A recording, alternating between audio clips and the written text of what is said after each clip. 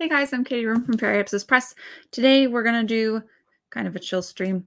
I have 3 packages that I've been meaning to open from people, and I will do that. We went to the bookstore, so we have books to show you guys that we got. A lot of kids' books, but a couple of things that are cool and interesting as well. And then David and I are going to build the Galaxy Explorer. We're going to start that tonight. We'll probably move through the books section a little bit quicker than we have in the past. We won't take quite so long to talk about everything.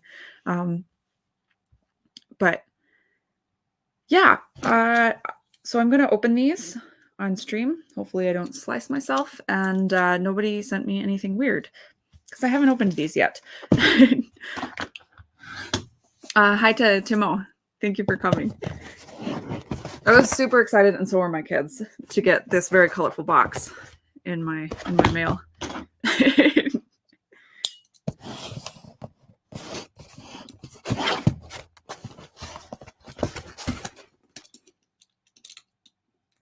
There we go.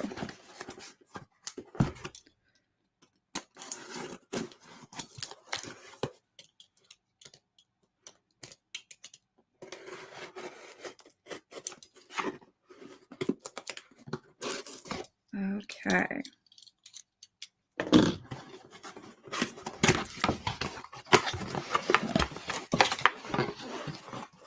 Hi to Michael Kane and William Jeffrey Rankin and Anne. Is it Pinkava? I don't know if I don't usually say your last name. Just Anne to me. So Mark Engels sent me these. I'm super excited. So Where Cats Emergent is one I've already reviewed. So sooner or later, this was going to go on my shelf. But he was kind enough to send me the entire set. So this is a trilogy that is complete. Here's the second one, Where Cats Convergent. And Where Cats Resurgent. Very nice.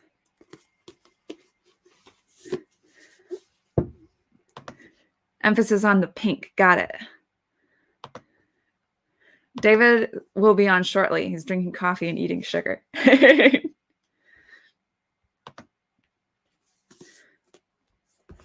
All right.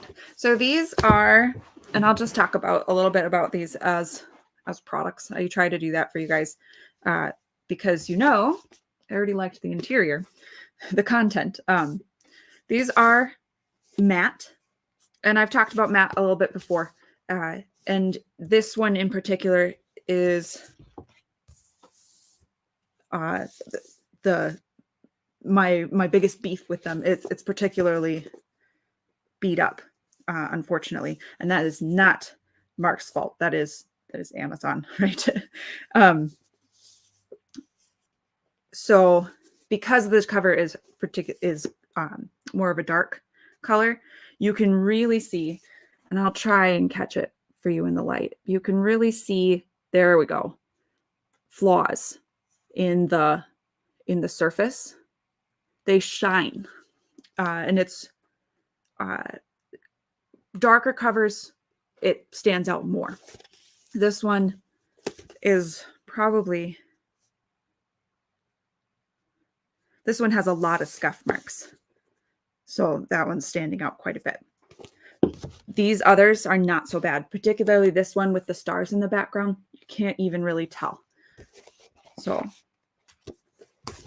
but that's my biggest beef with matte. Actually, the texture of this is not, I don't know if this is Amazon's matte. Oh, he signed them. Thank you.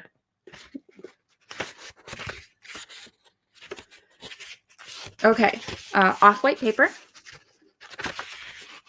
Very nice. Here is a chapter heading. Looks great. Very nice. Very professional looking. Very nice.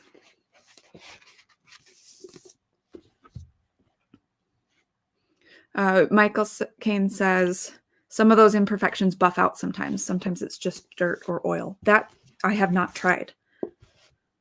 That could be.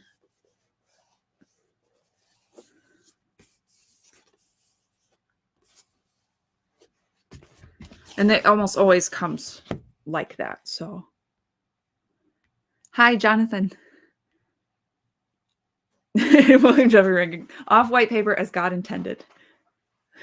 And we'll buff out those scratches later. No. William Jeffrey Rankin recommends, David, you put sugar in your coffee in order to save time. Soft, damp cloth. Okay. I will have to try that. I will report back to you guys. Do I look really dark to you guys? I don't know why. I have both my lights on. Oh, I know what it is. My brightness isn't turned up. No, it still looks really dark to me. Did I lose a light bulb? Weird. Yeah. Do I need to mess around with my... David will help me figure it out, I'm sure. Okay.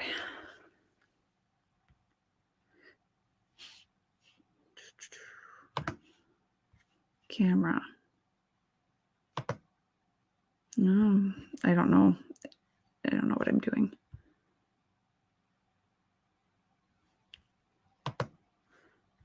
Very atmospheric. Oh, I'm glad.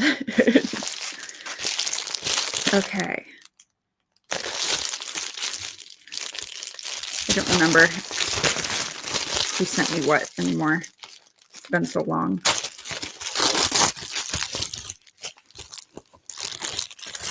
We'll know when we get it open. Medieval flashback, Katie. Keep crinkling that bubble wrap. Okay. Sorry. Ah, yes. This is not sent from somebody. This I'm pretty sure I bought this one. Pretty sure I bought this one. Or maybe he sent it to me. I don't remember. Oh, I'm thrilled.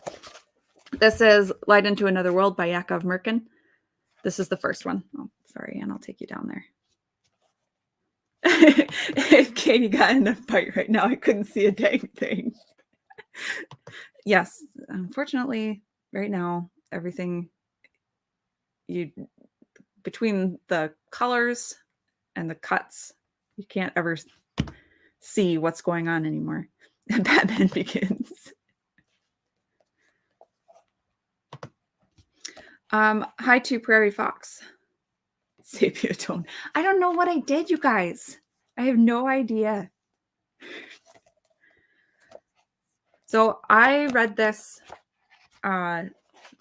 with an e-copy, obviously, and it had the images, but I'm excited to see them in the actual book as well. Yeah. So this is a classic light novel with some pictures. Paper's off white, but not quite as creamy as the other. Let's see if I can find a chapter heading here. Yeah, looks nice. Yeah, very nice.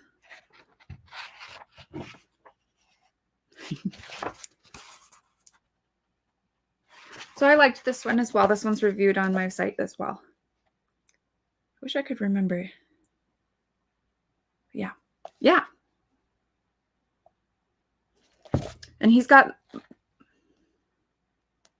most of the series out, if not all. This one is a really fun series because it's a isekai with someone who actually has a strong faith. He's Jewish because Yakov Merkin is Jewish, but there's a lot of like that's present. He's not just cut off from everything, right? A lot of isekai starts with the main character dying, and and having nothing, leaving nothing behind, bringing nothing with him as far as his own values and beliefs, other than like sort of generic lazy, degenerate, not a very good person, computer neat. So that was a refreshing change from that particular trope of that particular genre. Yeah. Okay.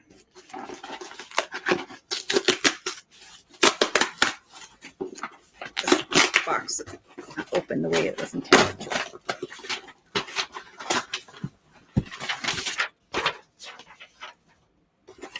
Right. Very nice. I have not read this one yet. Curse of the Star Wraiths by the Lord Otter. Sent me a hardcover. Very nice. Very exciting. I'm going to double check my assumptions. Yes. Neutron Board did the cover.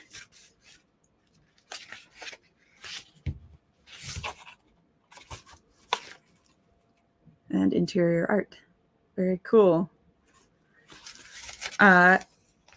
Off-white. A little bit larger print, I think. It has a kind of an open feel.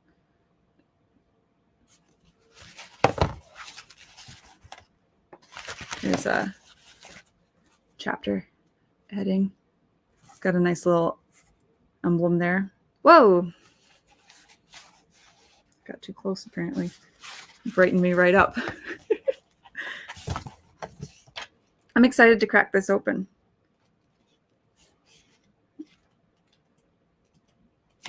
Camera fixed itself. Wonderful. Good. Michael Caine says, I love how he stuck with the Lord Otter. Yeah, that's kind of fun. Him and Black Knight both did that. I think that is an interesting idea. Instead of just a pseudonym to sort of go with your username that people already recognize, right? I think that's kind of an interesting marketing idea. No, she's like Katie the White. Yeah, holding the book up helped it recalibrate.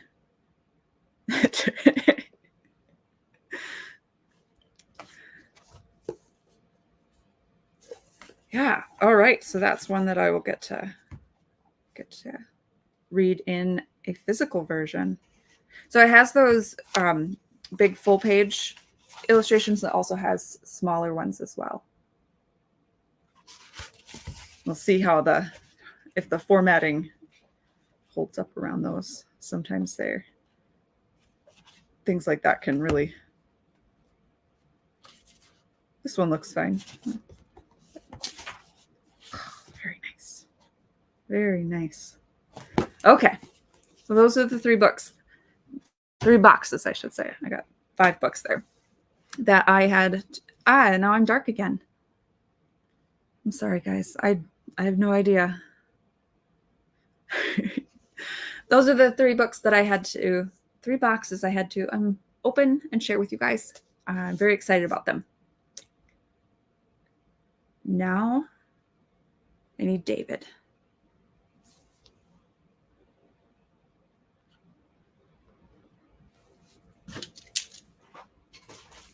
Does he have his coffee and sugar?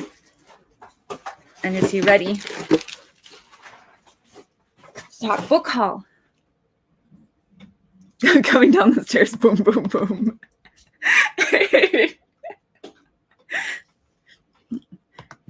Good Katie, bad Katie, good Katie again. I don't know. I have no idea. I've never had this issue before. So I hope it wasn't something that I did. And I hope that it stays in a nice exposure so that we can have a good Lego stream.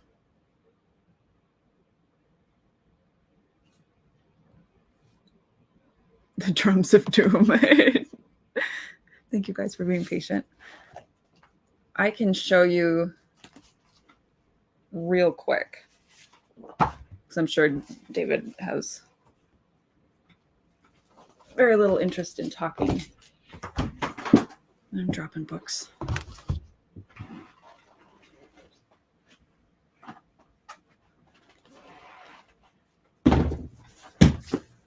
Kids' books.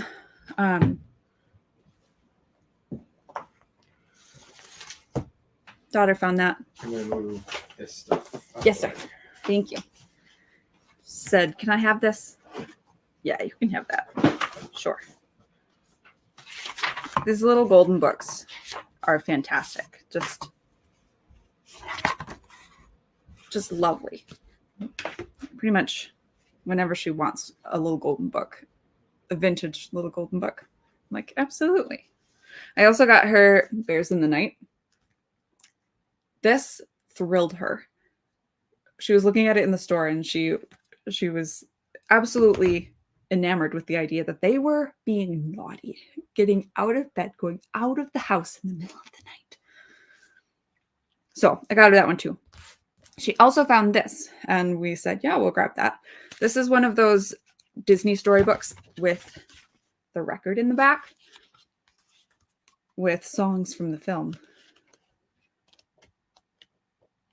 It's a really nice book too. We have the one for The Hobbit, or for maybe it's for the Return of the King that we have. So we're excited to try that. And then I got 3 of these Mercy Watson books. If you have a child who will bring book after book after book, these ones are just a little bit longer. They have chapters, but they, like, you could still make it through in a sitting that you would be sitting and doing it anyway, except that the story is just a little bit longer and you're not going through multiple books. So I got 4, 5, and 6. I'm excited about those. And I also got her this pretty copy of Anne and Green Gables. I did not like Anne of Green Gables, but I was a tomboy. And I think she will really like it, from what I know of her and what I remember of the story. So, okay. And that concludes, oh, except for this. Daggone. Okay, I need to... What? Did you show all of these already? No, I didn't. Okay. I just dropped books again. Yes. Just the kids' books. And I was going to show that Richard Scarry. Okay. Our son is super into vehicles, so I also found this bad boy. Cars and trucks and things that go. Richard Scarry. Classic. Classic. I had a Richard Scarry as a kid. A Richard Scarry book as a kid. I don't know which one it was. And I wish I could find it. Just come across it in the store one day. Because my mom got rid of a lot of our books. So I no longer have it. It's kind of a bummer. All right. I think the problem is the lights, I think. Oh, really? Move the lights around. Because it's probably just on the edge of some kind of sensitivity threshold. I'm gonna aim this up. Okay. A little bit more. See if that helps. And then just aim stuff around. Because I don't think any settings in the camera got changed.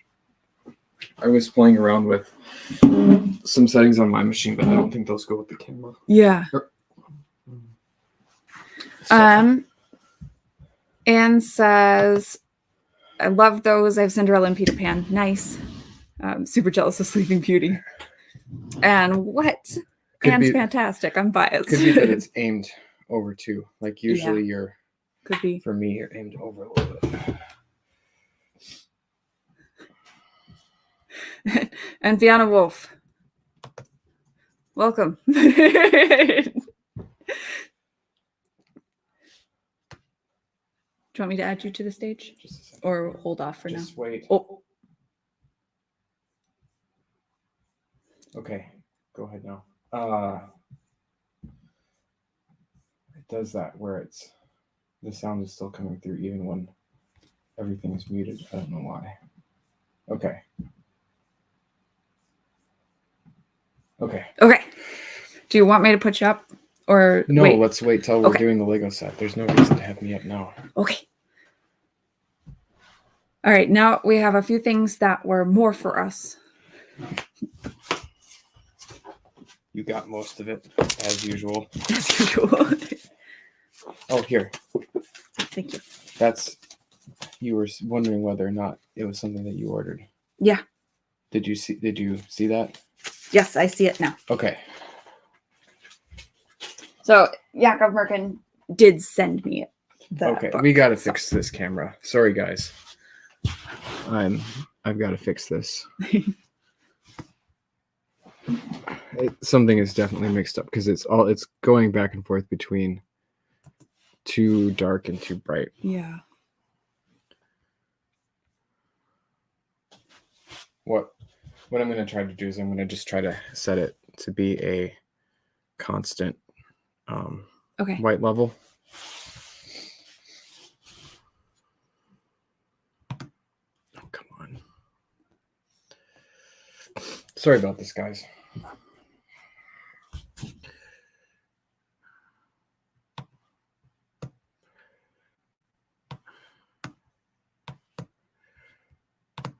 Okay.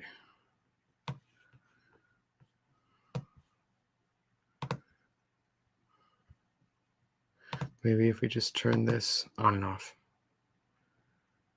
that might do it. And all of this stuff should be basically auto. Yeah, Okay. I feel like, see, just turning it on and off, that looks more normal, right? I think so. So we'll just see if that fixes it. If that doesn't fix it, then we'll set it to manual. Okay.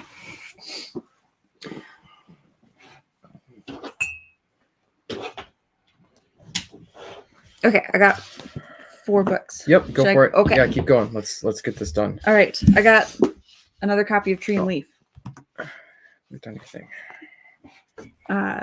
So always good to have. And I don't know that I have it by itself. I have it in anthologies or collections. I have it. You have it. Yeah. But now I have my own copy. Yeah, I have a first edition copy of it. Isn't that cool? Rubs it in my face. That's actually probably one of the more valuable individual books that I own. Is that? I think so. But it's unfortunately the dust cover is not in good shape. I also got Hobbits, Elves, and Wizards Exploring the Wonders and Worlds of J.R. Tolkien's The Lord of the Rings. I have no idea who this guy is. Michael Stanton, off the top of my head. I grabbed this, though, because it includes an essay on the first part of the Lord of the Rings film trilogy. So, the Fellowship.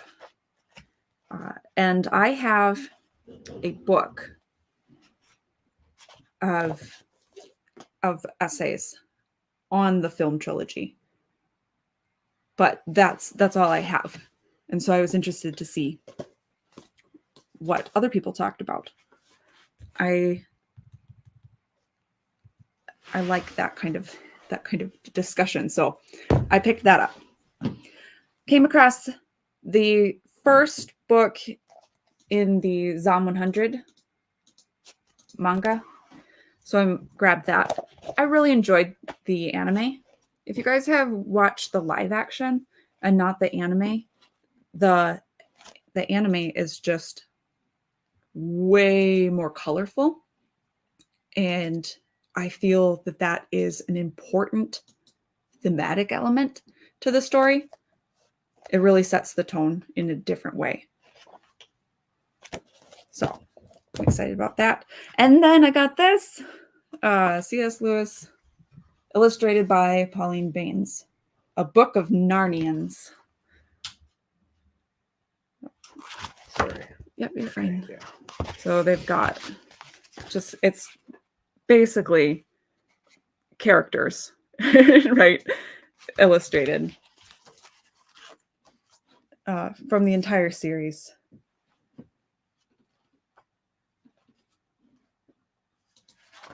Let's see if I can find another. There's a classic, Puddle Blum. Okay. And the peanut, that one too.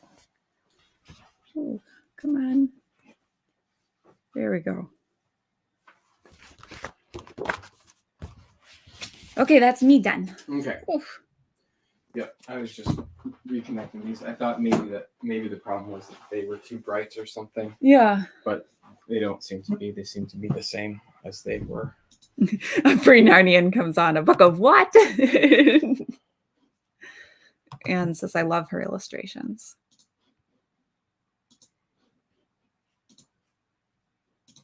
Can I show people something from that book? This one? Yeah, the Book of Narnians. Narnians. Yeah. So, people sometimes wonder about what the nomads in my books look like, the demon characters, and this illustration of Tash is potentially a kind of subconscious inspiration. The Chronicles of Narnia books that we had when we were kids had just the little ink drawings that are kind of like based on these illustrations, but I remember this drawing of Tash very clearly. And the sort of multi-armed, odd proportions, giant, evil bird demon is kind of how I imagine the House of Owlus nomads looking like.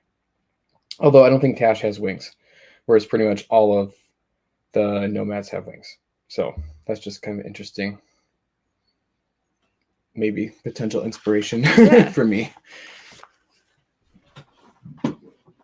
William Jeffrey Rankin says, oh, neat. Which is funny considering your feelings on the last battle. Michael Caine. Yeah, I have mixed feelings about Narnia, if you haven't known, and a lot of that is kind of kayfabe for Twitter because it's engagement bait. But yeah,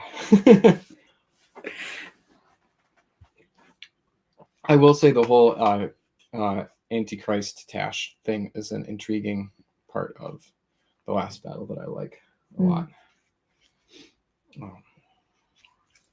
Okay. Okay, so I'm going to add you to the stage. Oh, I'm not. I've got to do my books yet. Oh, sorry. Okay, sorry. So I just have two. So I got. Oh, we should have done this with the camera facing down. I suppose I wasn't here for the. Yeah, webcam, I'm sorry. So that's okay. So I've been picking up the Animorphs books. So they had actually a bunch of them there today. I just got one, number 9, because typically when something seems more available, I like to just start by collecting the first 10. So I've got. See now, we moved the kids' books across. So I've got like 6 out of the first 10 now, and this copy was in pretty good shape. So I've talked about this before, but one thing I think is really cool about these books is this kind of very 90s, early 2000s computer art. It's just really nice, like early Photoshop, photo bashed art. I think it's cool. Beyond just the morph images, there's always a neat image on the inside. So something cool. And they have the foil covers, like foil titles and stuff, and the little flip book, the little flip book morph image too. Oh, fun. Yeah. A staple in every elementary school library. Yeah. Narnian. Even the book morphs size. Okay, so there's that. And then I've been wanting this for a long time. I finally bit the bullet and got it. The problem with these, and this book in particular, is that it is very common. Pretty much every time I go to Half Price Books, there's one there, but usually they're just absolutely destroyed. This one is not in the best shape, but it is also not terrible. And especially, like the first few pages are kind of beat up, but towards the end, it's a little bit discolored, but not too crinkled or stained. It's not like covered with boogers or anything. So I decided for $8 I'd grab it, and then I can always keep my eye out for a better copy. And I spent some time looking at this the other night. I was actually showing it to our daughter, and I was just reminded how good of a book it is. And I think I've talked about this before, but when I was a little kid, I had a very derivative. I had two different sci-fi settings. The first was super derivative. The second was a little bit more unique, but still pretty derivative. And I used to draw my own cross sections because I loved this book. And I never actually owned this one. I have the Phantom Menace one. I never owned this one, but I always checked it out from the library and enjoyed it. So I'm going to be studying this as I'm working on cool ship spec images and stuff for my game and for my project. So definitely going to be using this as a reference and getting ideas about what I like and what I don't like about how they do this. But overall, it's just really, really wonderful book. And I'm old-fashioned, but they've basically reprinted all these things. Every movie that they come out with now, they make a new one of these, whereas there's just one for the original trilogy. The new ones just have terrible design. They're really ugly.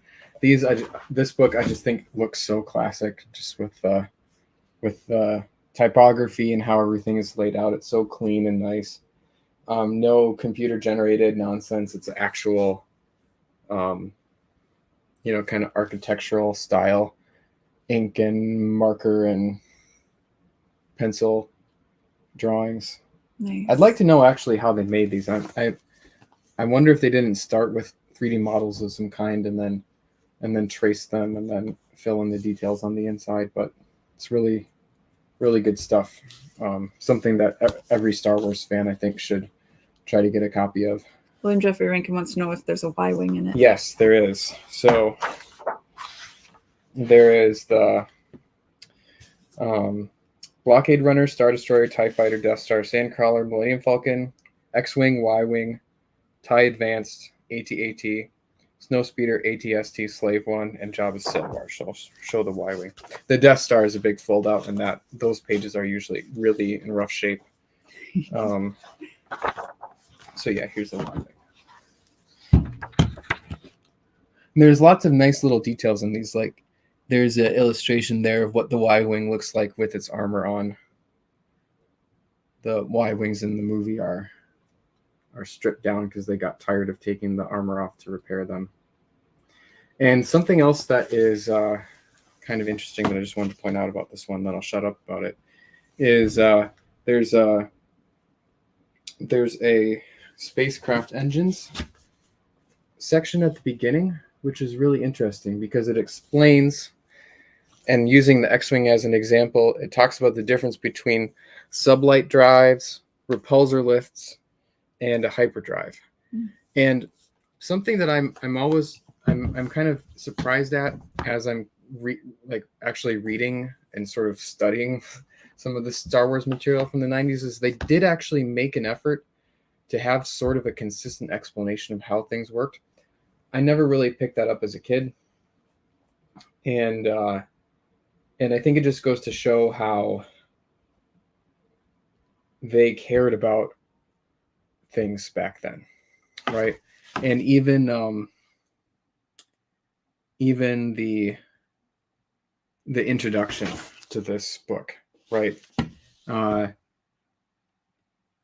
not going to read the whole thing, but it says some stuff, talking about the vehicles, the richness of their conception invites curiosity. What's inside a Jawa Sandcrawler, and how does a Star Destroyer deploy its TIE fighters? Where was Ben Kenobi when he deactivated the Death Star's tractor beam? Here at last are revealed the interior layouts and components of these amazing vessels. And then at the end it says, Many of these crafts have been mysteries. Their secrets are now unveiled. Explore them for yourself and revel in the depth of one of the great stories of our age. I feel like that attitude is gone from Star Wars, but it was something that people felt about it back in 1998 or so when this book came out. So it's kind of a neat artifact of a better time in that way.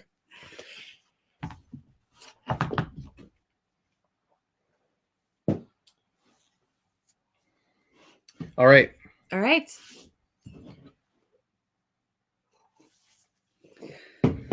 I'm going to put you up. I'm going to turn my camera off while we get it set up on the Sounds good. arm. Yep. What Jeffrey Rankin says, before the dark times. Yep.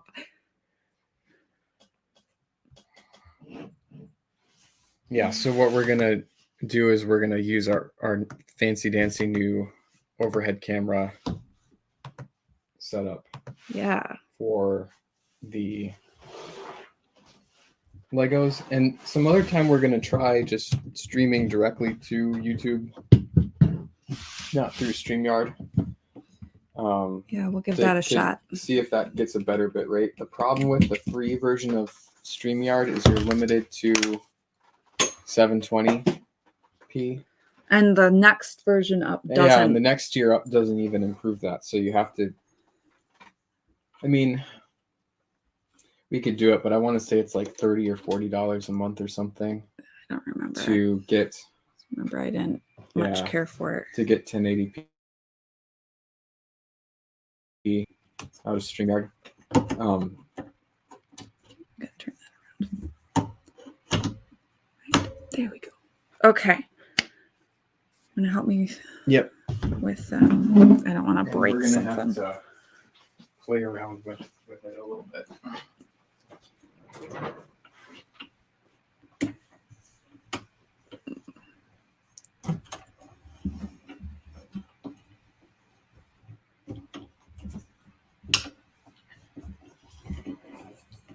Yeah. Should turn the camera on so everybody can get really dizzy while we're doing this.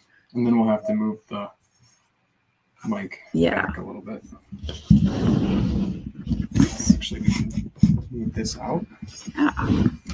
And then I think we probably don't want to move it too far down, right? Probably not, right? We want to have space to work. Okay. Do you have another port? Yeah. Well, it's already plugged in. Yeah, I know. We can unplug it. I'm just thinking. Okay, yeah, I guess that's fine. I've got it up. Oh, I see. Okay. I see what you're saying. Now I'm going to aim this down. Yep. Thank you for your patience. Oh. Oh. This power connection was not in all the way. Oh. Okay.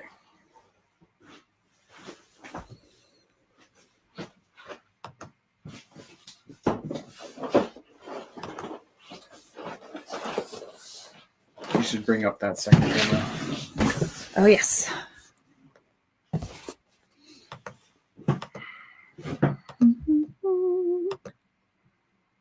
Okay, and then you're gonna have to rotate it if that's not an option. Here, we're gonna have to go and do it in the settings. Oh.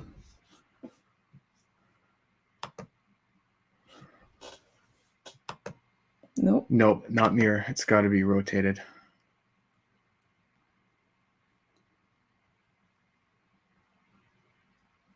Okay, so just quit. Maybe just click on the dots on that video. Okay, so that's not going to work. So we got to go into the Dell webcam settings again. Okay.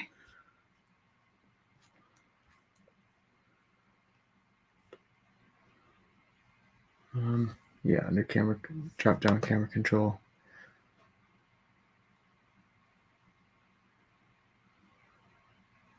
Oh, all right. Sorry, guys. We might not be able to do this. If it's not in the Dell, don't bother Googling it, babe. It's either there or it isn't. It's not something that you can just, there's a random way to change. Okay. Sorry.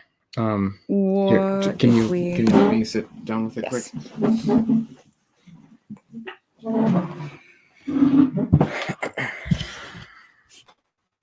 Sorry, I should have checked this before. I know you can do it in OBS, but if it's not,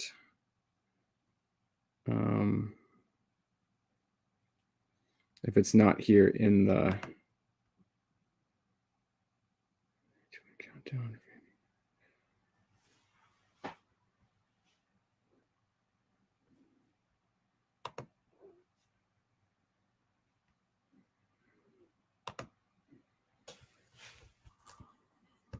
Okay, I'm just going to do a quick Google and then we'll be done.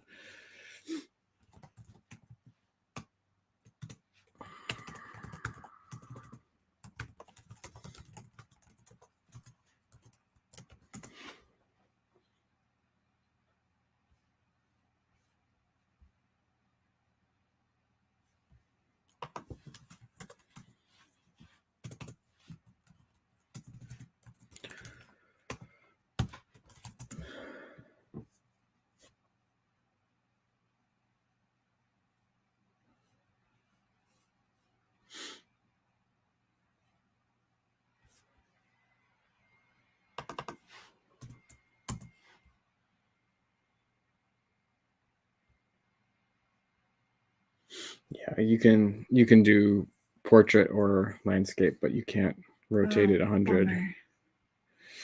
Okay. Yeah. Okay. So we're gonna have to figure out the best way to do this a different time. What if we moved the arm to over there? Yep. But we still have to angle it, right? It still has to be coming in from this way. Right. But we could turn it here, so that if we came in. But you need 90 degrees of it. This doesn't do 90 degrees, right? Right? Because. Okay. You get what I'm saying? Like it would have to come in like this. Well, yeah, I'm afraid though it's gonna just be too far back, or it'd be right in front of you. I don't mind. I'm all right. Well, you can't sit like that with it clamped down right in front of you. Oh no, I was talking about on the end. Yeah, but that's what I'm saying. It can't come in from the end because we don't have 90 degrees here. We only have this much. Okay. Right. So it has to come in. It has to come in the opposite way to get that much. So, why don't we put it back and put it on the tripod on that stand like we've had it in the past. Okay. Because we know that works. I just don't want to spend any more time trying to figure this out because I don't think. Oh wait! We do have 90 degrees. Sorry. The free 90 says I'm utterly distraught. No. We'll unsubscribe. Babe, we do have 90 degrees here. Okay. Should we try it? Yeah. I'll go over to I didn't think that it had 90 degrees in it, but it does. So we can do like this.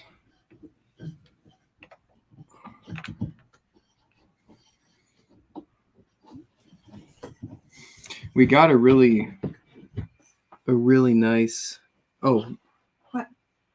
Oh yeah. Okay. Sorry. That's me. That's muted. I thought we were muted this whole time.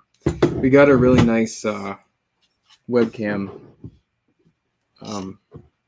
mount. I'm pretty excited about it. Here, actually, let's go in a little ways. Okay. So it's not right in front of you.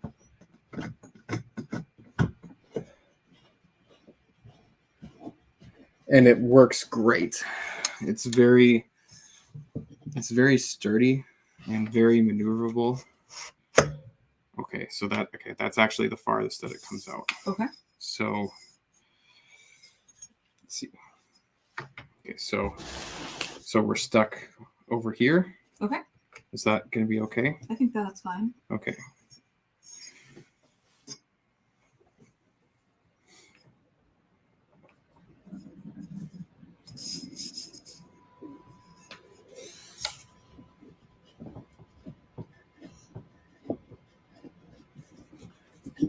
Just trying to make sure that that's not going to go anywhere. Okay. Here, yeah. Oh, here. We kind of clamped it on the edge of the handle of the table. Oh, whoops. Here, it's okay. I got it. Oh, okay. There's nothing you can do to make it go any faster. Okay. Okay. All right.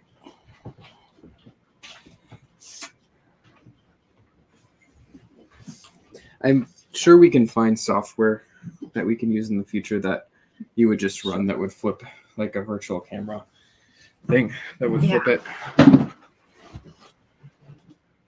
Okay. Sorry for the delay, guys. Get started on opening this up.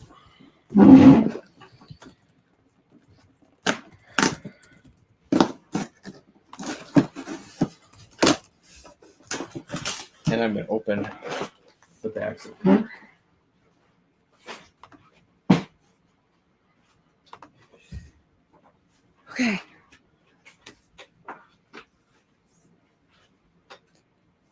All right. Thank you, guys. I appreciate how patient you are with us. But now we know how it will work in the future, or what we need to do to make sure that it works from the other side. Are you pulling it out over there? Yeah. We're not crinkling right in the mic. It's very hard to listen to when you're wearing headphones. Okay.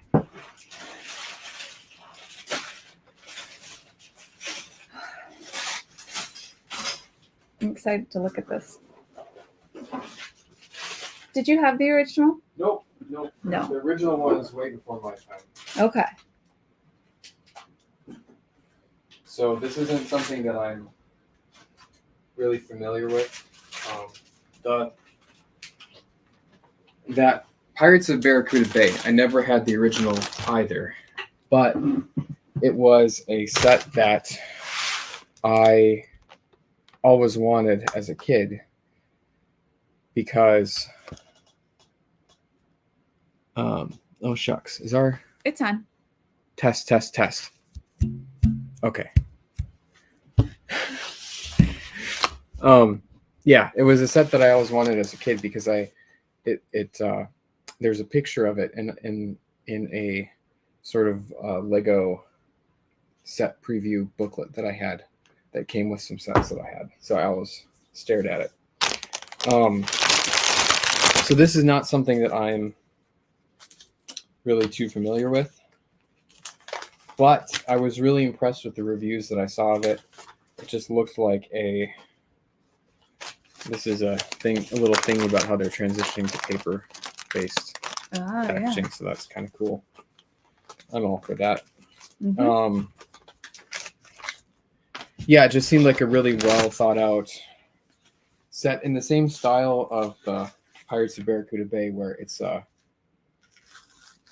best of both worlds. Classic design, but with modern techniques, which I really like. And they kind of preserve the spirit of the original. Yep. This is, I think, an example of new products that actually respect the fans. Absolutely. Yeah. Free Narnian says piracy is not a victimless crime. You wouldn't download a Spanish Man of War. I'm not really sure what he's referencing there, but I like it. Sorry for the angle here. I don't think we can't really do any better. I think it's okay. It's kind of stuck there. Yeah. Okay, and I'm going to open this. Jonathan Sugar says, I absolutely would download a Spanish Man of War. Is there a year in the book? I'm sure the book has some text about the original. Classic Revisited. 90th anniversary celebration of Lego. One of the most iconic Lego space sets ever launched.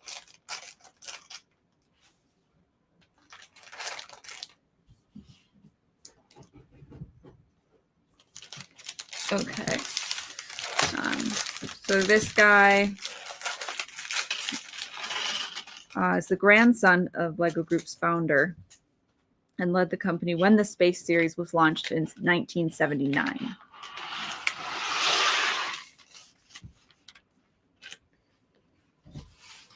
That's fun.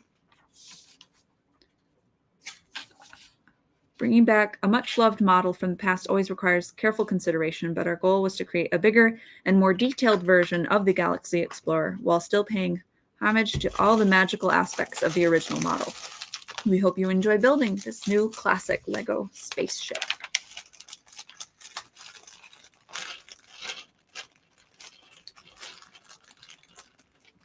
Yeah, there's a nice timeline of Lego space here, which basically leaves out all of the space themes that I cared about. So that's nice.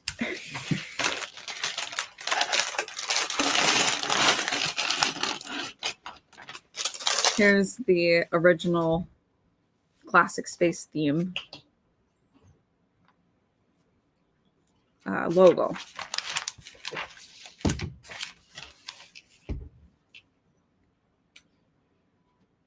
Yeah, William Jeffrey Rankin. So Lego has been doing these sets that are sort of modern remakes of classic sets. Pirates of Barracuda Bay is, I think, one of the first that was sort of in that spirit. And since then they've done some more. So there's a second pirate set that we got that we'll be doing sometime soon. There's this one. There's a big castle that is pretty cool, but I think neither of us really were super enthused about the castle. Oh, yeah. And they're actually coming out with a medieval village now, too. Yeah.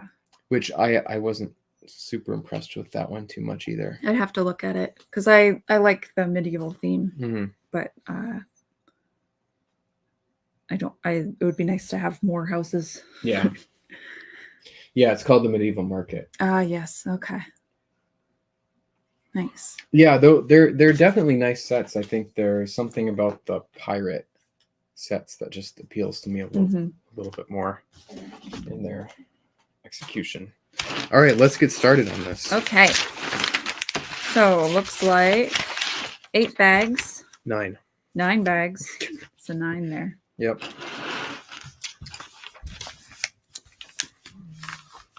Let's put together a red astronaut.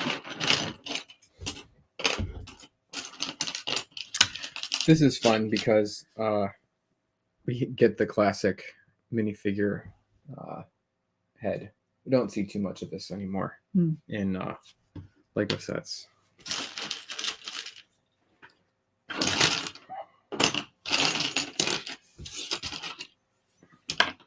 Now, did they reinforce, or because I remember you telling me that the classic one's split? Yeah, they've changed the design of the helmets a little bit.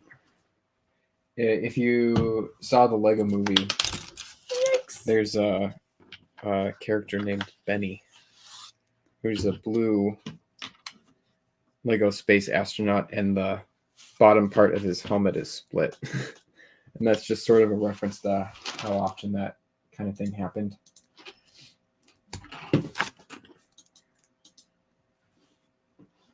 All right, there he is.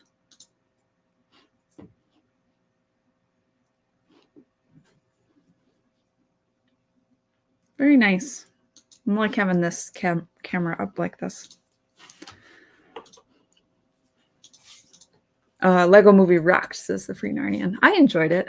Yeah, it also some people complain about it for various reasons. I think it is a very good movie for Lego fans because they talk about a lot of Lego stuff that doesn't necessarily get talked about a lot. They even mentioned Bionicle in it, which is kind of funny. So a good movie for Lego fans. Okay, so we're building this little robot. Oh, fun. Yeah, there's a little robot that's serving drinks.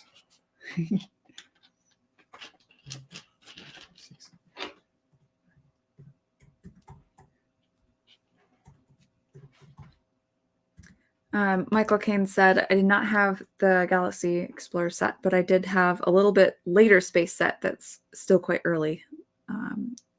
6875 Hovercraft. Okay.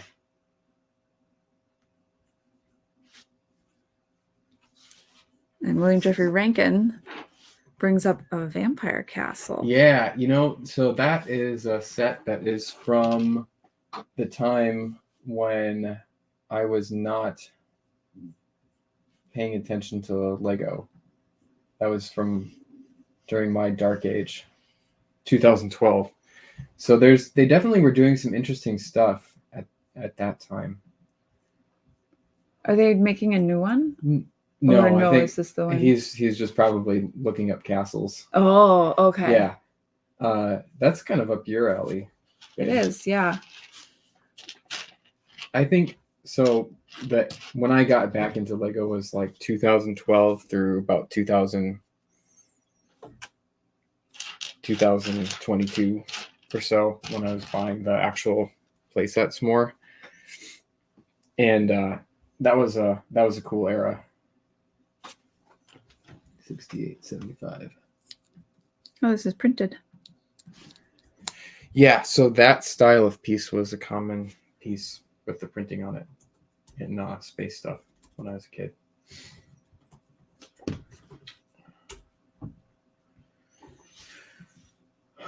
Oh yeah, nice. David's Googling the hovercraft. 1988, yeah. Oh, so nice. I had some sets that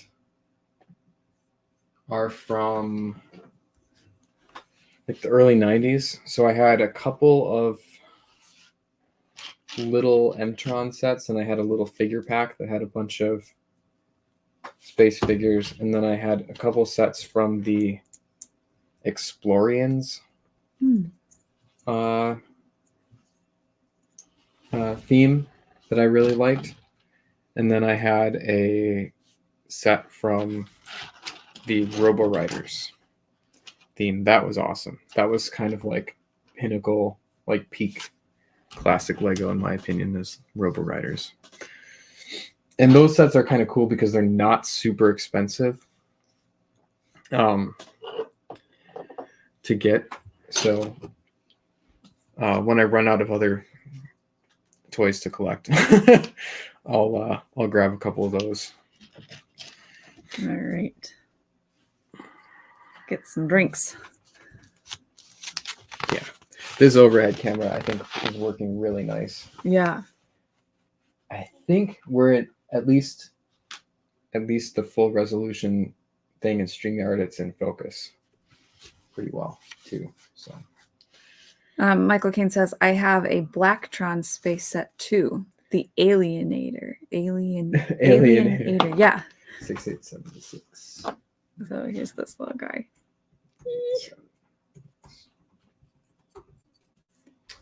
Oh yeah, that's a classic one. The Robo Riders stuff was kind of very nice, continuing in the vein of that set with the swiveling walking legs. Okay. Really simple the way it's built, but it's really fun to play with.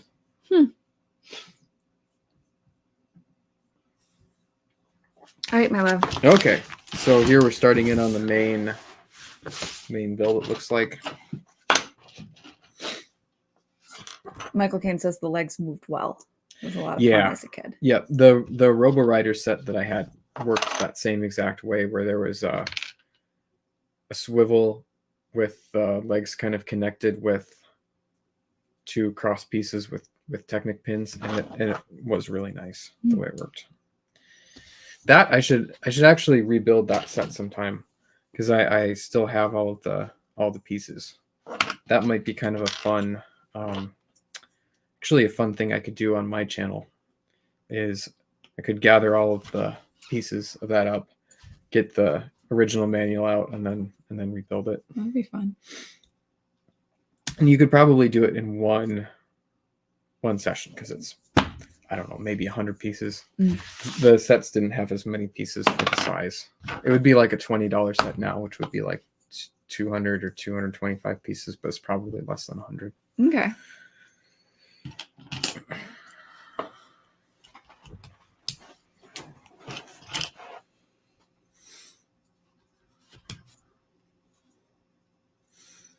One of the things I really liked about this set is just how detailed.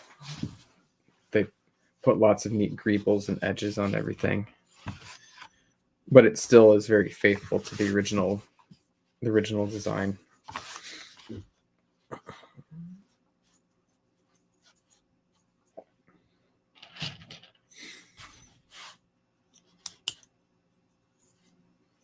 Something I'm noticing right away about the set is it has some really interesting colors of pieces. You don't usually see these in white like that. At least I don't remember. Maybe it's just the themes of sets that we've been building lately, but yeah, it could be not something that I remember seeing. Maybe it was something that they did more often back then. Yeah, that's what I'm wondering, if it's a reference to old piece colors. Because a lot of times now they make all the pins, red or blue to set them off. A lot of the part colors are designed the way they are for easy building. And, I'm totally doing this wrong. This goes in here. There we go.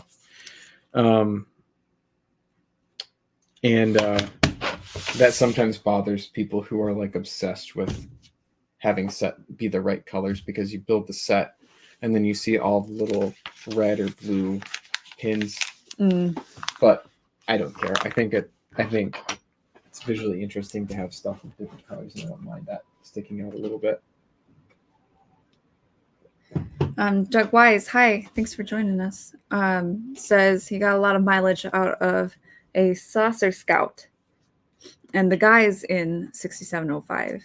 Bitty sets, all things considered. They ended up spending a lot of time as time travelers when I played with other sets. Nice. Yeah, some of those Spyrius sets. I had a friend, my next door neighbor was about 2 or 3 years older than me, and he had some of those older sets that I really wished I had. There was one, and I think I've talked about this before, the Saucer Centurion is a set I always really wanted. It has those two long blue canopies on it, and then you can pull a thing out of the side, and there's a little rolling rover that drops out of the bottom. Fun.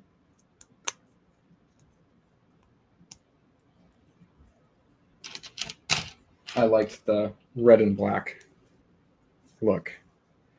A lot of my own ships that I would design and build, I built red and black because it was kind of a easy color combination that looked cool. And I didn't have a lot of gray pieces for building spaceships with at the time.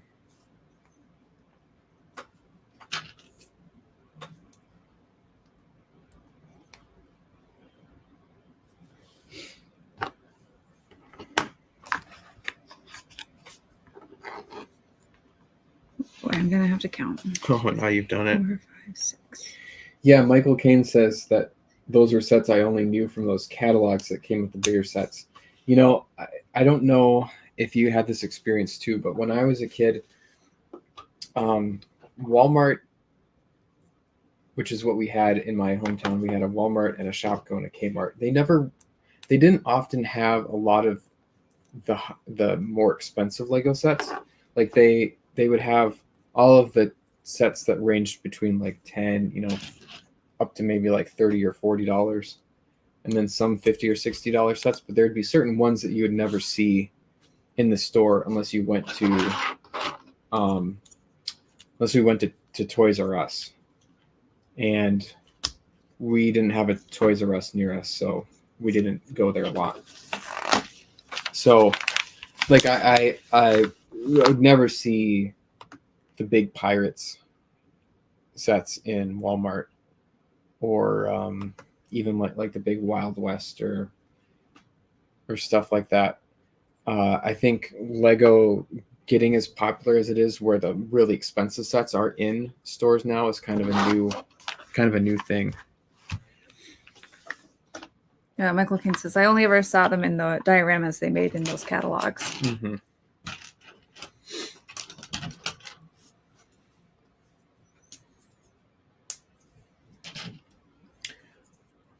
Here, you can keep them. I'm actually going to go close that door. Oh, sure.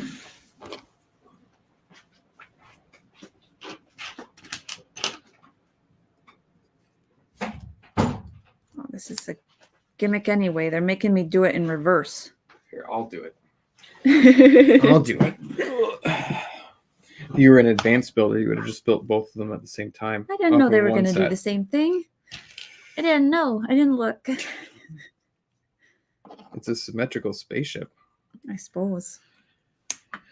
Doug Wise says, without catalogs, I would have only ever seen the small and mid-sized sets in the local Fred Meyers. Yep. I didn't see any of it because I never went down the Lego aisle. I'm really pleased with how this overhead camera looks. It's going to look even better when we can get it coming straight over. Yeah. But yeah. Yeah. Well, you were a girl, so you didn't go down that aisle, I guess. Nope. And you lived in Eau Claire, where there was a Toys R Us. Did you go to that Toys R Us as a kid? Yeah. It was in the mall, right? It wasn't in the mall. It was a standalone store, but I think it was by one of the malls. I know I went there. Yeah. We didn't go there all the time. It was like kind of a occasional thing that we did. But I have fond memories of going there and never getting anything. Except for once my dad bought me that little Trevor, the traction engine. Oh yeah. So I have a very small. They used to make the die-cast Thomas the Tank Engine toys, and I have a little die-cast Trevor the traction engine. He is my favorite character from Thomas the Tank Engine that my dad got me, probably because I threw a fit in Toys R Us. Yeah, and he's that little Trevor is a favorite of our two kids too. Yep. They always are after it, so I had to move it downstairs. Yeah, it was sitting in our bedroom for a while. Yeah, and then every time they'd go in there, and every time we left the door open, yep, they'd be in there messing around with it. Yep, driving him over the hills of our bedspread. Yeah. Michael Caine says, I liked how there was little Easter eggs in those setups, like the dioramas, you know. Oh yeah, like the pirate captain abandoning ship and rowing away in a small boat from the battle. I will, while you're building a page, I'll get out the instructions and see if I can find one of those little books. Sure. And we'll talk about it a little bit. I don't know if I've ever showed you any of those. I don't know if you have.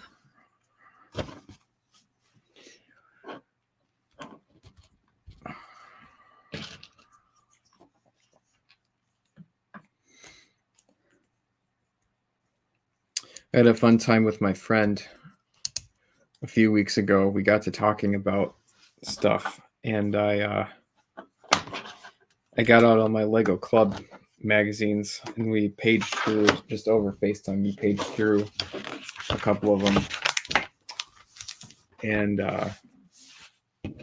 it was a funny thing, because I think he didn't have his anymore. And he's like, I remember that the first one with the Star Wars, and it said there was like this. He remembered word for word some text from the from the wow. magazine. So Read it so many times. yeah, so that's, you know, if you're somebody who's like my age and you were into Lego as a kid, that's how strong of an impression that those magazines left. Is, you know, 20 years later you can remember exact wording of copy. That's funny. Yeah. Oh, these ones. Okay.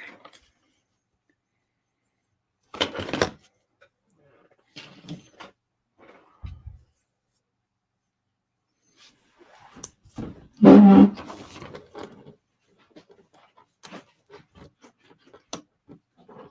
I doing this right? Yes. Cool. All right.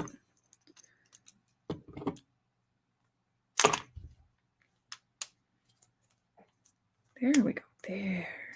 That's nice.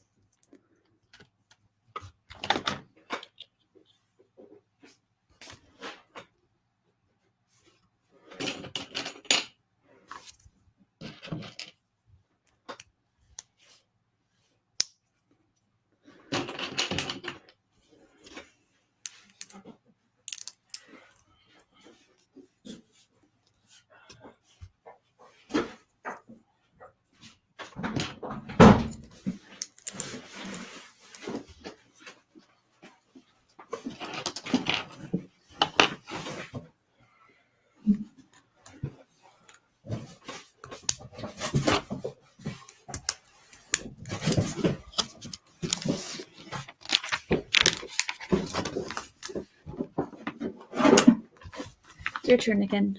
Okay. Do you want me to keep building? Nope, I'll go. Okay.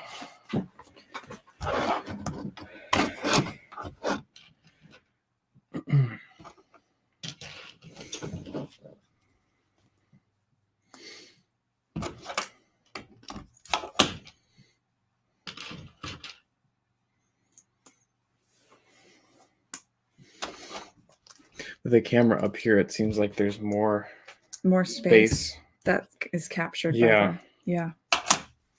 There's more space for each of us to be building. We could almost both be building together. Mm-hmm. And yeah, I could. Easier. Yep. Yeah. Next time we do a double set one, that would be a lot easier. Yeah, that would be fun. Although, yeah, the trouble is I feel like where I'm at with Lego right now is the only sets that I really appeal to me right now are these big ones. And it's not just because I'm spoiled on the big ones. It's because the little ones have, I feel, kind of fallen off a cliff a bit. Yeah, there hasn't been anything very dynamic. It's all been a bit flat. Yep. And I sort of collected all the classic Star Wars ships. Most of the stuff that they're coming out with now is like smaller versions, smaller, less detailed versions of stuff I already have, with some exceptions. So that's not the best. Yeah. And there are some cool sets, like the Indiana Jones sets are pretty cool, but at the same time, it's like I don't want to collect every last thing. You know, I kind of, when I get into collecting something, I try to sort of say, okay, I'm going to stick with, you know, Star Wars vehicles, right? Just so I don't get totally out of control. Yeah, I don't want to start collecting Indiana Jones stuff just because it's Indiana Jones, and it happens to be a good set right now. And I think vehicles are easier to display than scenery too. They're easier to put into a box, get out of the box, display in different ways. So that's part of it. Limited amount of space to display stuff. That's also what appealed to me about this set, is it's a big spaceship. So even though it's not a Star Wars ship, it's not entirely out of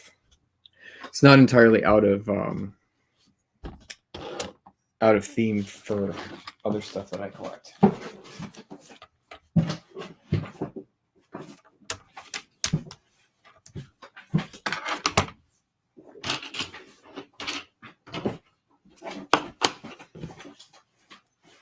Michael Caine says, that said, it's a really good indie set.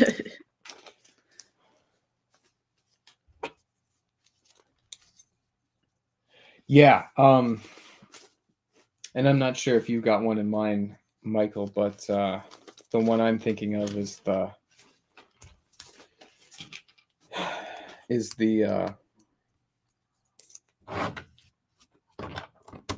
what is it called? It's that The what snake is it? pit? The Well of Souls, or whatever it's called.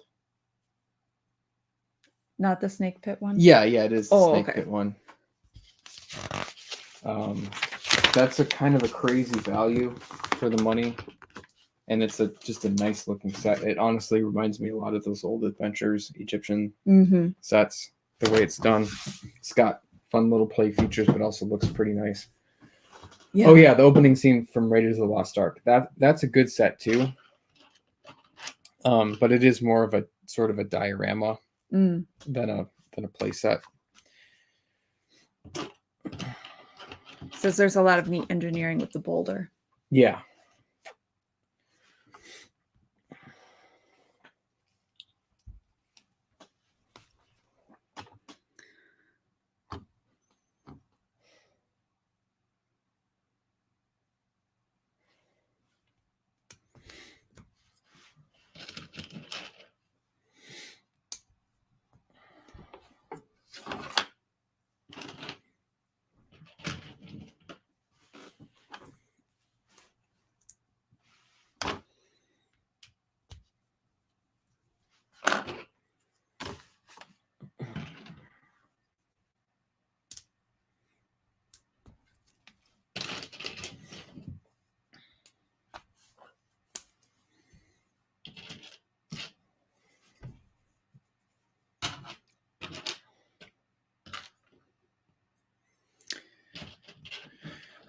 They're done with the modular Hogwarts now. They are, so yeah. you'll be kind of on a little bit of a Lego hiatus for a bit until you find the next thing to because Ninjago has been subpar. Yep. And then I liked that modular stuff because, and I know a lot of people who liked previous Hogwarts Lego sets did not like the modular stuff. But I felt that they were better Lego sets. They were more carefully thought out, more detailed, more interesting. Because they were fitting them all into a box. They used their space more effectively. Smaller building techniques. It was fun. So I hadn't bought Harry Potter sets previous to that. Now I'm not going to buy the next Hogwarts set. Yeah. But maybe I will try and make a couple of, I bought a couple of extra of the modular stuff when one was on sale. And maybe I'll try and build some of my own additional buildings or classrooms or whatever. I really like how it looks good from either side. It has a lot of scenes from the early books, so they're particularly nice.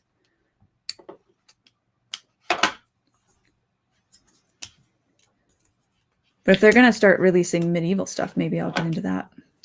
Yeah, I mean, it wouldn't hurt. I got to put away some of the stuff I have out already, though. I think. Otherwise, my side of the library looks more like a Lego collection.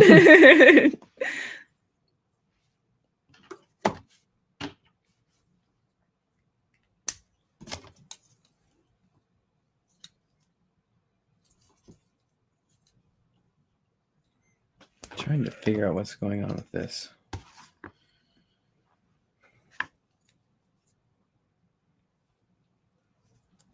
Is it? Oh, it's just like this and then like that. Okay. Oh. It's like, what do they want me to do? Then we've got there's a lot of Technic stuff here, kind of a bit more than I was expecting. But I think some of that is for motion or sort of play feature here.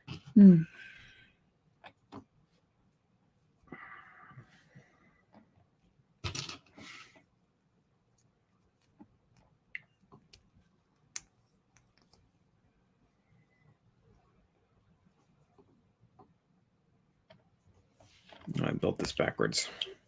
Oh no. I'm having trouble tonight, babe. Well, we won't do too much more tonight. Yeah, we'll finish this bag and then we'll be done. Yeah. Jeez.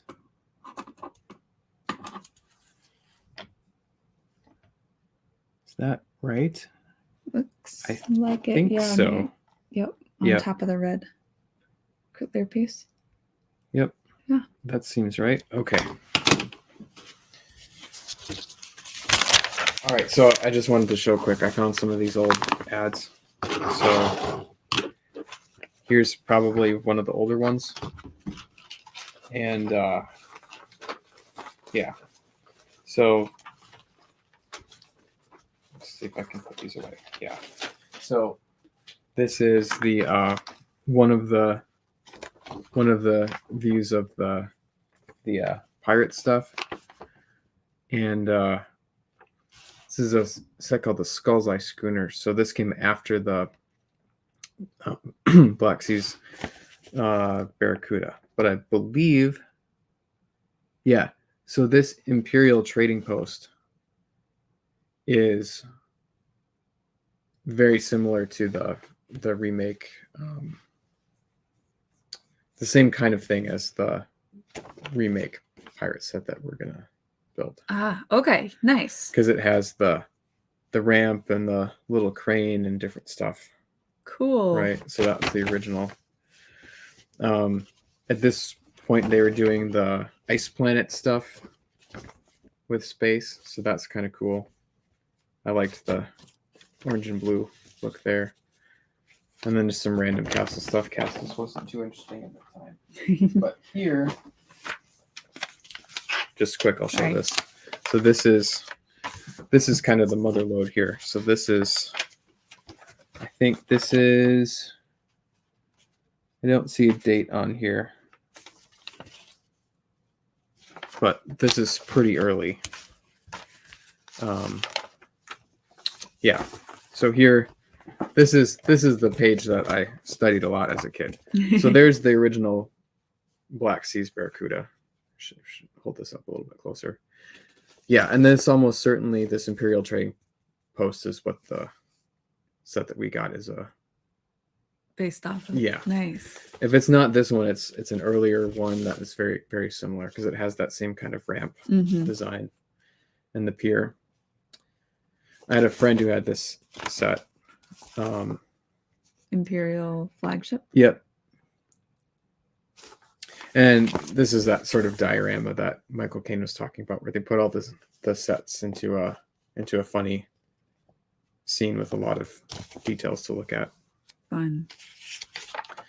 Here's all the space stuff. So Blacktron, Space Police, Mtron.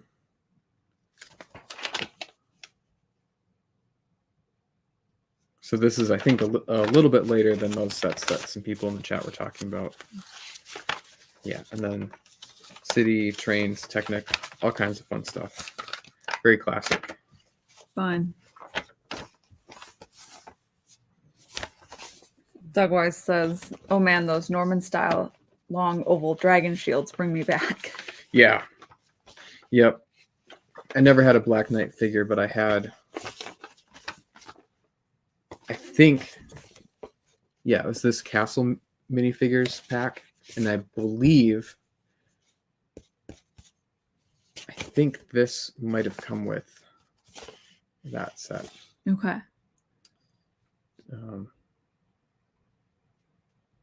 Forestmen. So there was sort of the castle, and then there was forest bandits, and looks like they're Wolf Pack, Dungeon Hunters. Yep. Battle Dragon. Very nice. Good stuff. Michael Kane says, I had 2 pirate sets as a kid, just dug them up. Saber Island and Pirates Shipwreck Island. Enough to play and have fun, but none of the really exciting ones. Yeah. I had both factions anyway, he says.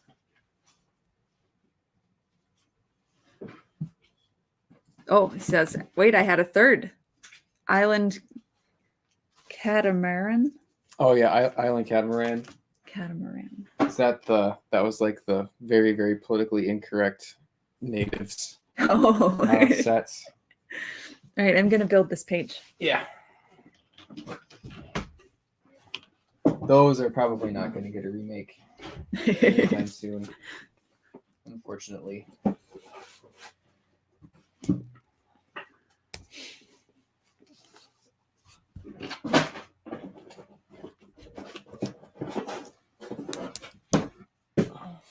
Excuse me, reach. Getting an idea of the size of this set here.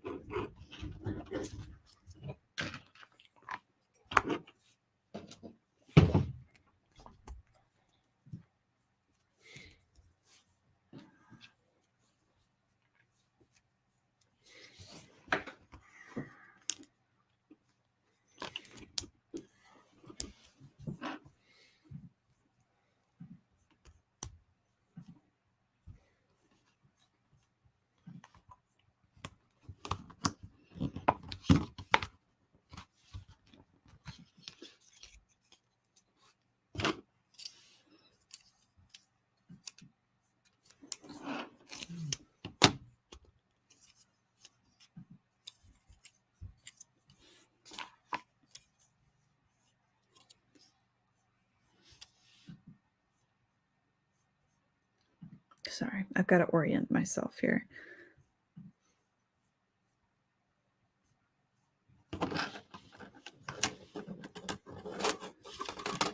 There's a lot of things going on here. There. All right, my love, back to you. All right. Once again, you could have just built it while you were at it. No, I think this is you again. Because I just did. Yeah, this. I mean, it's a... Oh, okay. You're right.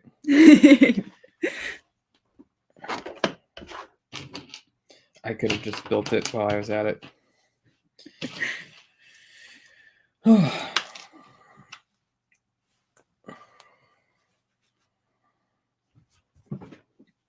had the day off today, which I wasn't expecting at the end of last week. And I'm glad I had the day off because I'm not mentally in tip-top shape right now.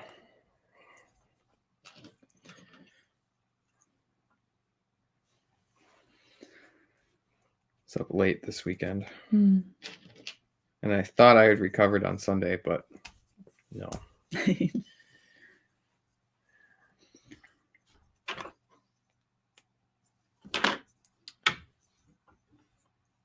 And nothing's really going on Twitter. Not a whole lot to talk about as far as drama or anything. Nope. All the drama I think is winding down. The main thing that I feel like was going on was that stupid Starship Troopers discussion. But I've never seen that movie. I don't really have any desire to see it from what I have seen of it. And I don't know. My opinion, here's my hot take. We're talking about hot takes. I kind of sympathize with people on both sides of that debate. I think, people need to recognize that like fascism looks cool, right? But I mean, we're all adults, and I think we can recognize when something is supposed to be satire and not be like obstinately saying that fascism is good. I don't know. Maybe that means like I'm a flaming liberal or whatever. But, I don't know. From what I understand of that movie, it mainly just didn't succeed at what it was trying to do Mm. on a lot of different levels, and that's one of the reasons I'm not really in a big hurry to see it.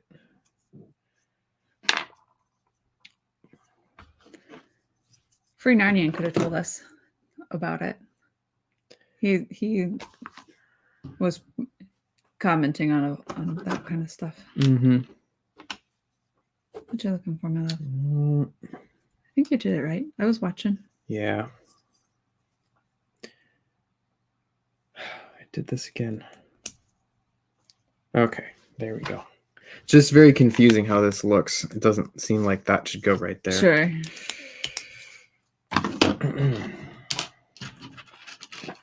Michael Caine says, I enjoyed the memes. Yeah. I it's one of those things, the right people are getting angry, so I'm not gonna argue about it, but I got a kick. Fenton Wood was mad about the discussion going on for as long as it did, so I was kind of sympathizing with him. He was muting the conversation. He was like, just shut up about it already. He was kind of the opinion that the movie wasn't very good. Mm. So he was not interested in defending the movie. So I thought that was kind of funny.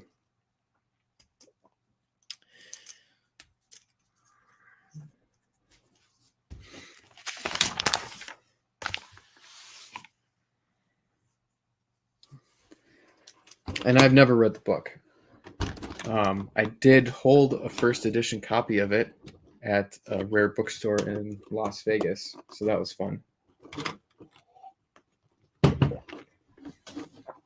But I've never read it. I don't actually think I've read any Heinlein books. I've heard a lot about them. They just don't sound like things that I would like.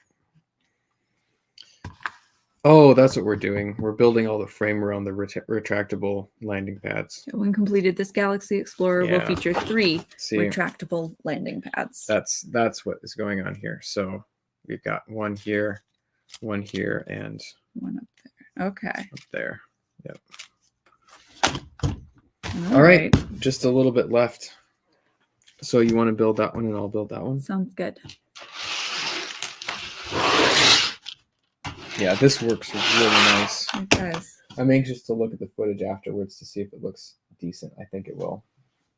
Doug Wise says it's too camp to really extol or critique seriously, but it makes the right people mad. Yep. Yeah. And Michael Caine says, I think people like it because there's a lack of camp sci-fi action like that.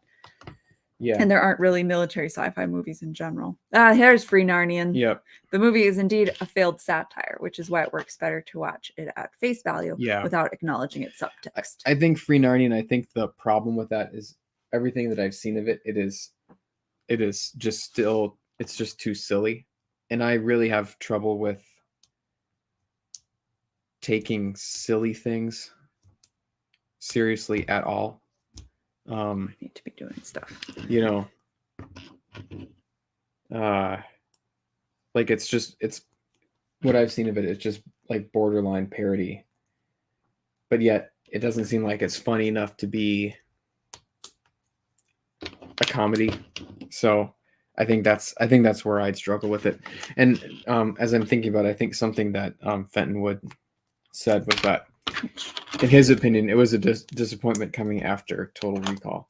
I just saw Total Recall for the first time this last year, I think.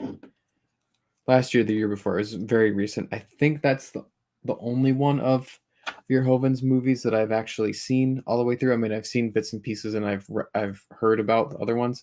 I thought Total Recall was wonderful. It's one of the best movies I'd seen in a long time. So I could see if you were expecting something like that. I feel like Total Recall had the right balance of being, it was like goofy and fun, but also took itself seriously enough to be something that you could enjoy. Mm-hmm. And from what I've seen of Starship Troopers, Starship Troopers is not that way. Free Nanny says the novel is a masterpiece. Anne says, I need to rewatch it. It's been years. And he says, funnily enough, the reason I wanted to read the novel is because I loved the war game. Mm.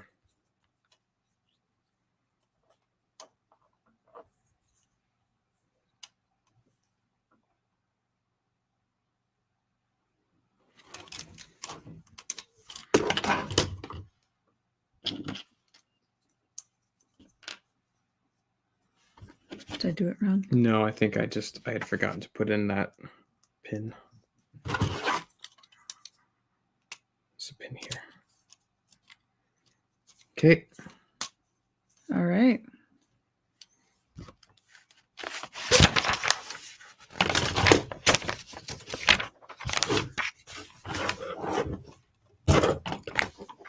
Oh, nice. Okay, so we're just sticking a couple pieces here on the outside that link this stuff together. Nice. Anne says, I thought RoboCop was brilliant, surprisingly heartfelt, and it fits into the Highlander, the Crow, RoboCop trifecta of man trying to come to terms with his new inhumanity with avenging his former. Yeah, I've heard good things about RoboCop. I've not seen that one either.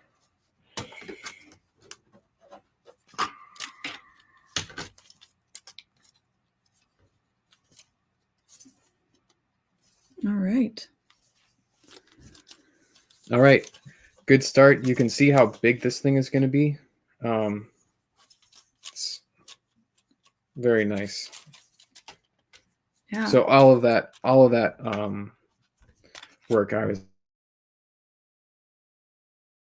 were wondering what was going on, but it's in the service of these retractable landing gear, setting up the places where they're going to fold out of. So it's going to be really neat to see how those work. I think they probably are going to have to fold all the way to be serviceable. To be stable. Yeah, but that's really cool. All right.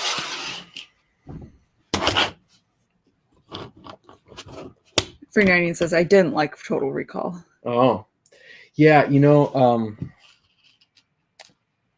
I think a lot of people believe that Total Recall is basically not real, that it's all inside that simulation. Oh. And I think if I believed that, I would not like it either, but I don't believe that. Yeah. I believe it is actually real. And I think that there's enough reason to think that it's real.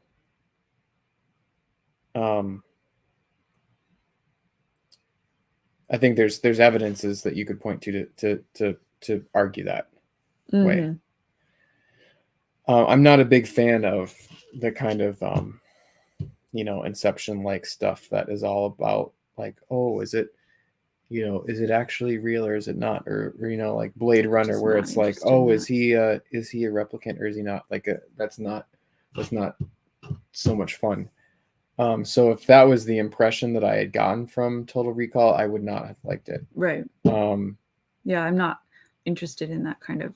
Yeah. Like I have no interest in things like Inception or the like woke up and it was all a dream type thing. I have no interest in that. Yeah. That kind of story. So I don't know if that was your problem with Total Recall Free Narnian, but I think what I liked about it was just that it was I was really surprised at how good the special effects were. I was not expecting that. So that was kind of neat to see. And I liked the Mars setting. I was pleasantly surprised about that because I have Mars's setting in my stories and I think about Mars a lot. And there was just a lot of neat stuff that I wasn't expecting. Like you see some spaceships and there's a lot of neat sci-fi action, like the whole alien thing that I was not expecting. Like the story kept getting bigger and bigger and it kept including elements that I didn't think it was going to include.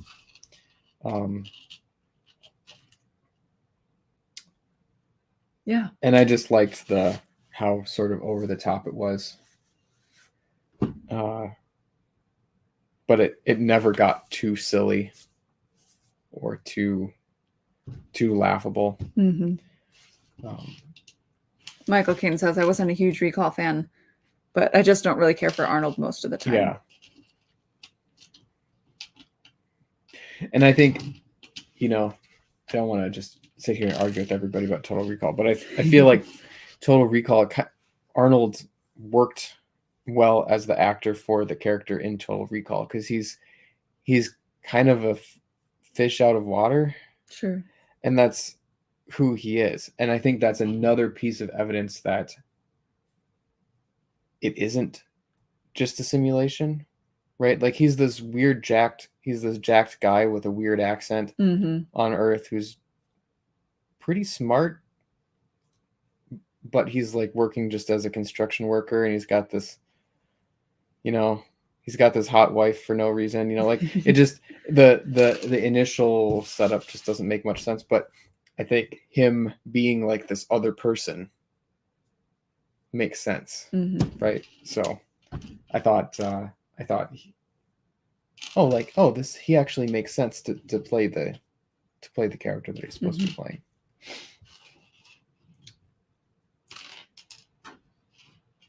Okay. Yeah. So Michael Caine's saying he doesn't dislike it. Mm-hmm.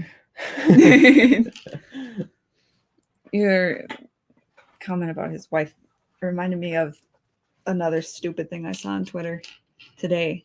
It was a video about this girl explaining why like women break up with men.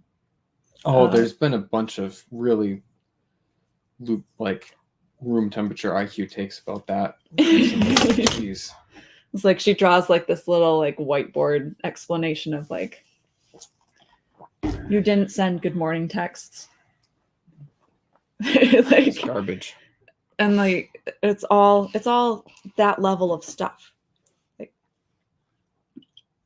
but like and like her end thing was like, you become unattractive to her because you didn't do these things. And then she breaks up with you and you say, I will do those things. But even if you did those things, you're no longer attractive. I mean, that idea is correct. It's just, what are the things that you didn't do that made you attractive? That's the problem. I was like, I'm not going to get into this. I'm not going to turn into Mac, who has been tweeting like for days about female psychology. But she's kind of a weirdo too. I don't know if she understands it.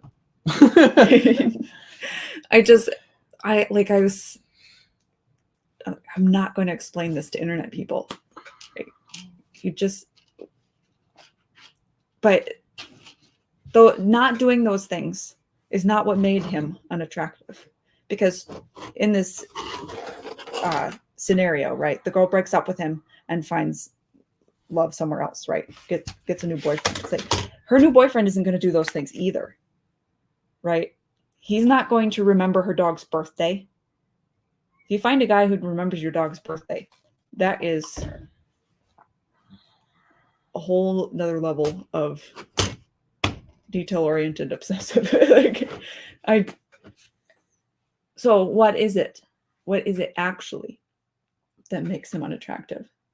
And if you trust women to be able to tell you that, that's the problem. Right. We've drifted so far away from the red pill manosphere truth at this point. Mm-hmm. Manosphere has become like a dirty word because all of the loudest talkers are just annoying idiots.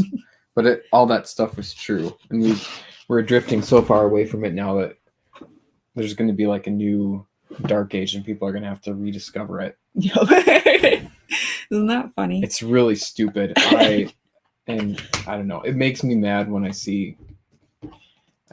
I get irrationally upset when people sort of like make fun of manosphere, the manosphere, because the current manosphere voices, a lot of them are bad actors, but there was good ideas in it that, in my opinion, we should be trying to preserve. Because that's something that I think could really screw up society, especially Christian society, if we lose.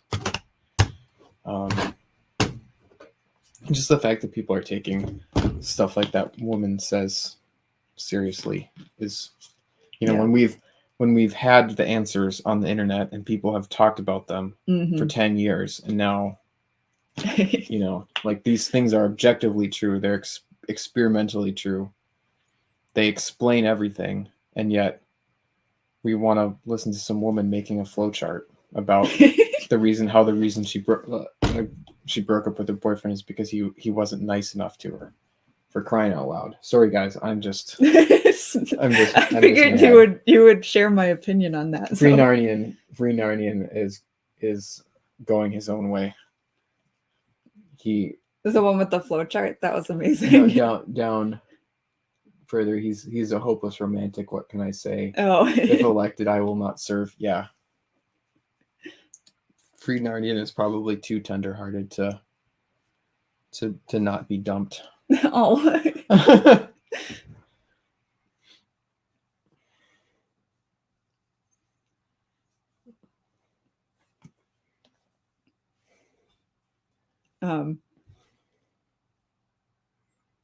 She's doing dudes a favor, Michael Caine says, and don't radicalize Free Narnian anymore on the topic of women.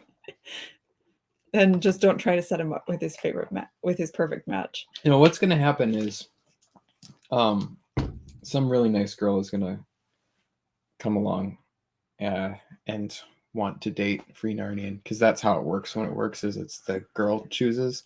I mean, that's kind of what you did. So I think you just got to be ready at that point and don't wreck it. But it doesn't have to be like, I don't wake up in the morning thinking about how I can be mean to Katie. Right. To keep her attracted to me. He has a very specific. It's not how it works, but the answer isn't be nice. He has a very specific internet advice that he tweets about occasionally. And it's something that he does to me. It always gets likes because it's true. It's true. It's not a joke. It's fun. It gets engagement because it's one of those things that's like partially true, but also seems wrong. Mm-hmm. But it's true. It's when you see me tweet this, it's unironic advice. You should do this. Mm-hmm. He says,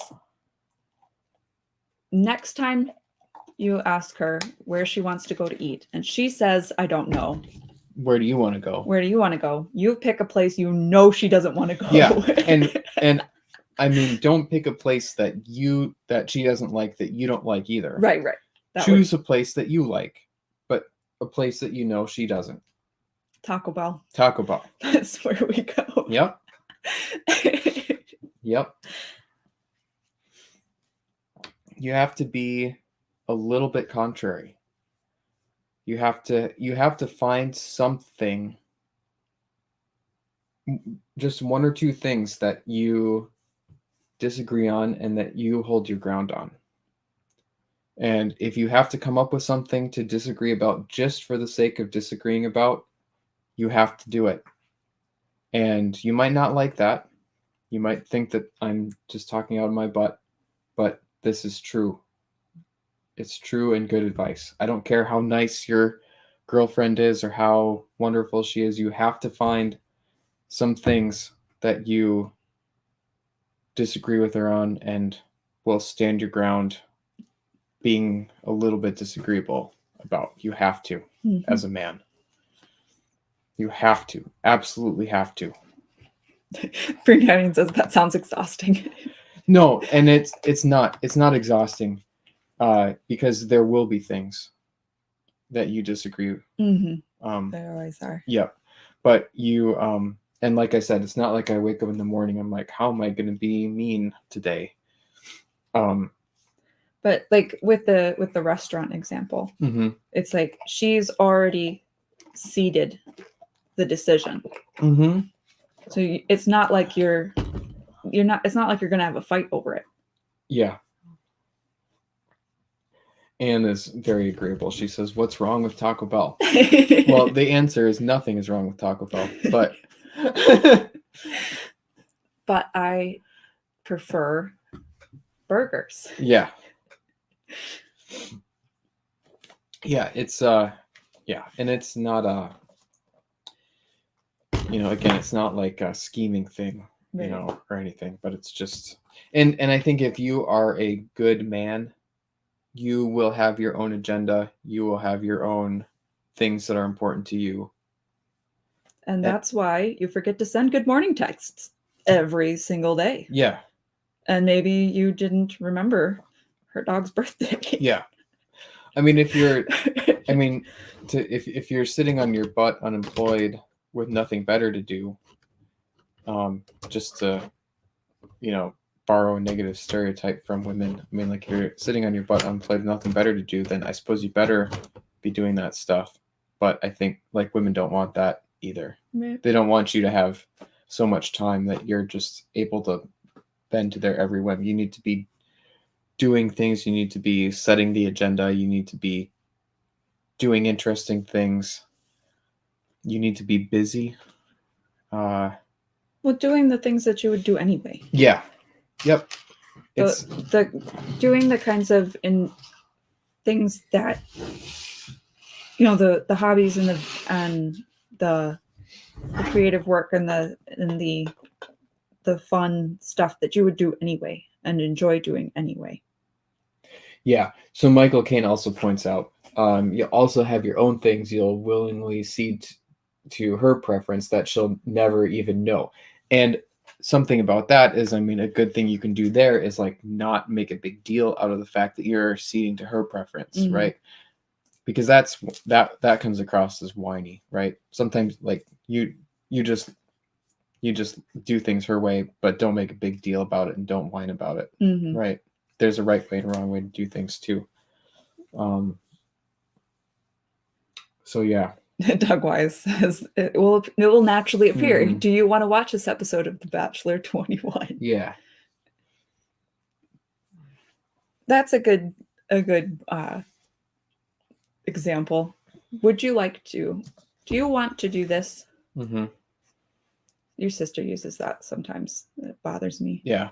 I don't want. I to catch do that. myself telling our kids that, and I try to instead of saying, "Do you want to do this?" I just try to tell them to do stuff. Or say, "Would you please?" Yeah. Mm-hmm. Or add a whole if clause. Mm-hmm. If you have time, would you do this? Or if you go over there, would you please take this? Mm-hmm.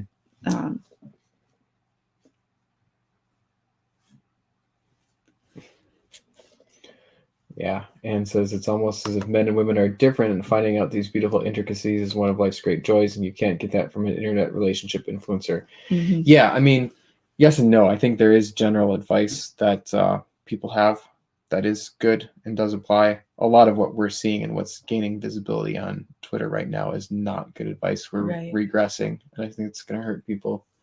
Mm-hmm. Well, and some of this too, like, her premise is that not doing these things makes her believe that you don't care about her.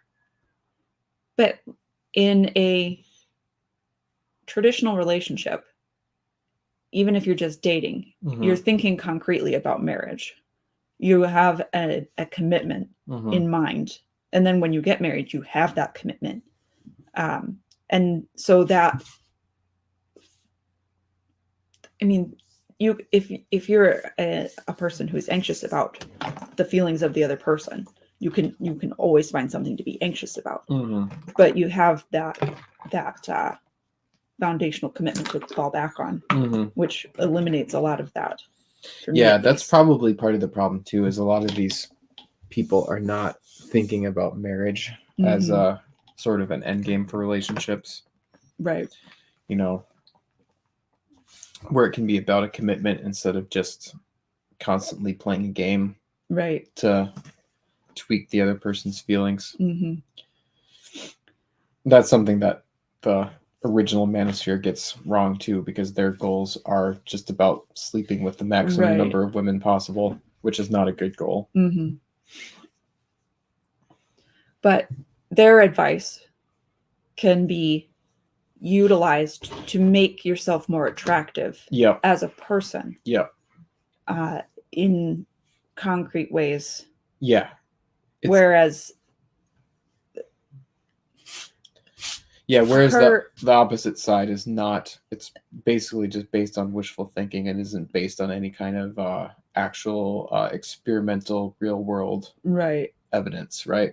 It's based on what women think. Yeah. It's wishful thinking. Yeah. Fiona Wolf says, I'll use my parents as an example. They share some interests, but their personal hobbies are definitely night and day. It hasn't affected them, and it makes it easier for me to plot birthday presents days.